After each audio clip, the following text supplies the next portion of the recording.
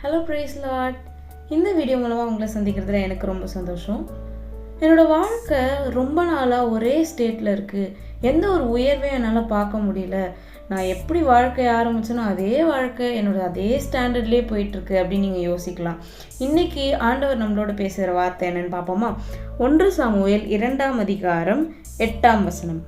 அவர் சிறியவனை புழுதியிலிருந்து எடுத்து எளியவனை குப்பையிலிருந்து உயர்த்துகிறார். ஆமீன்.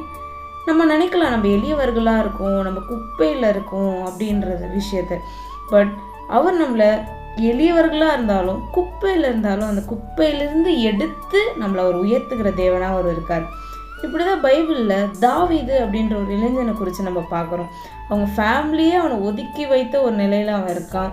அவங்களுடைய சகோதரர்கள்லேயே அவன் தான் இளைய சகோதரனாக இருந்தான்.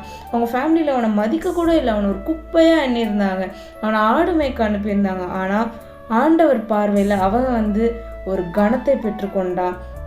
அவனுடைய வாழ்க்கையில் அவனுக்கு குப்பையாக எண்ணப்பட்ட அவனுடைய வாழ்க்கையில் அந்த குப்பையிலிருந்து எடுத்து அவனை உயர்த்தி பிரபுக்களோட ராஜாக்களோடு அவனை உட்கார வைத்து சவுலுக்கு மேலாக அவனை உயர்த்துறாரு. எவ்வளோ ஒரு அற்புதமான ஆண்டவரை நம்ம சேவிக்கிறோம்ல.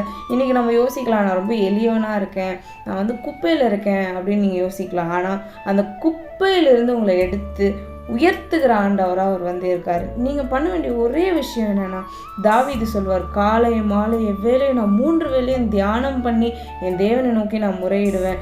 நீங்களும் உங்களுடைய வாழ்க்கையில் அவரை தேடுங்க. முதலாவது தேவனுடைய ராஜ்யத்தையும் அவருடைய நீதியை நீங்கள் தேடும் பொழுது இந்த எல்லா உயர்வுகள் எல்லா விஷயத்தையும் அவர் உங்களுக்கு வாழ்க்கையில் கூட்டி கொடுக்க அவர் வல்லமையுடையவராக இருக்கிறார். ஸோ அவர் விசுவாசிங்க. நீங்கள் குப்பையில் இருந்தாலும் நீங்கள் எளியவர்களாக இருந்தாலும் அவர் உங்களை உயர்த்த அவர் வல்லவராக இருக்கார். God bless you.